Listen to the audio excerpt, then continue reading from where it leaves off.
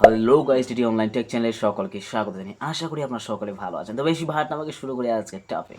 আপনাদের কাছে যদি রেডমি এমআই 5A 6A ইত্যাদি এরকমভাবে মোবাইল থেকে থাকে, সেক্ষেত্রে আমি আপনাদেরকে বলছি, রেকমেন্ড করছি এই মোবাইলগুলো বিশেষতভাবে আমাদের যে টাচ স্ক্রিন রয়েছে সেটি যখন এর বয়স হয়ে যায় মোবাইলটি তখন কিন্তু ওয়ার্ক করা ছেড়ে দেয়।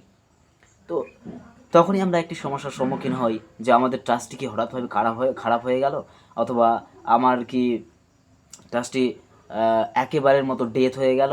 তো আমরা রিপেয়ারিং করার জন্য দোকানে যাই।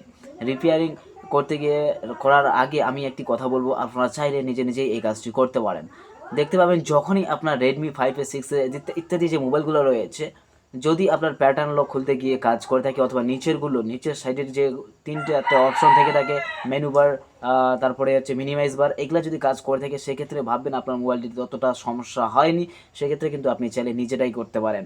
এটি হচ্ছে স্বভাবতই একটি রেডমি অ্যান্ড অপো মোবাইলের একটি হ্যাংগত সমস্যা।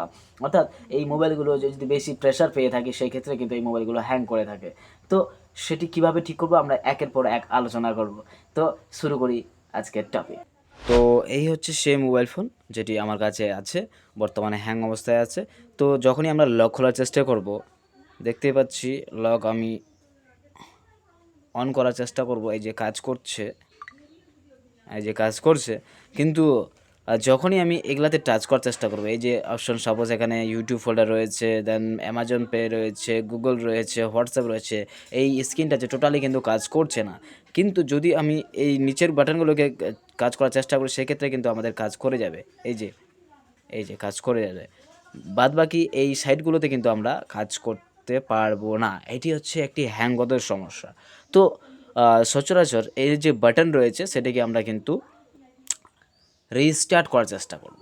এই ক্ষেত্রে অনেকেই হয়ে থাকে যে রিজেট আর রিস্টার্ট ব্যাপারটা কিন্তু আলাদা। অনেকেই ভেবে থাকে রিজেট তো আমি করবোটা কীভাবে, রিজেট কিন্তু হয় না, এটি হয় রিস্টার্ট। তো অনেক ক্ষেত্রেই দেখতে পাবেন এখানে যে এমআই মোবাইলটি রয়েছে, এই এমআই মোবাইলটি অনেক ক্ষেত্রে কিন্তু সুইচ অফ করার ব্যাপার নিয়ে একটু অসুবিধায় পড়া যায়, কিন্তু আমাকে রিস্টার্ট করতে হবে।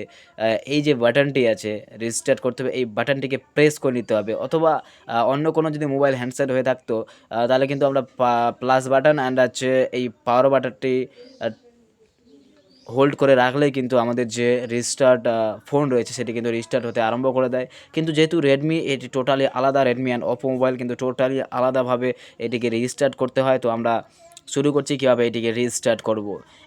তার জন্য আমাকে সর্বপ্রথম এই যে পাওয়ার বাটনটি আছে এটি কিন্তু আমাকে প্রেস করে রাখতে হবে প্রায় 10 সেকেন্ডের মতো। 10 সেকেন্ড পরে আমাদের যে ফোন আছে সেটি কিন্তু ওপেন হওয়ার চেষ্টা হবে। এই যে এবার দেখে নিব, আপনাদের সামনেই কিন্তু লাইভ এটি চলছে। তার আগে বলে দিচ্ছি আপনারাও চেষ্টা করেন এটিকে রেজিস্টার্ট করার। আর দোকানে না গিয়ে প্রথমত যদি একবার জাস্ট ট্রাই করতে থাকুন তাহলে কিন্তু আপনাদের পক্ষে একটি ভালো হবে আমি আশা করছি। তো এর আগে আমি এরকম ফোন ঠিক করে রেখেছি, তার জন্য আমি এটি একটি এক্সপিরিয়েন্স বলতে পারছি। এই ক্ষেত্রে আপনাদের কোনো রিপেয়ারিংয়ের কোনো প্রয়োজন হবে না।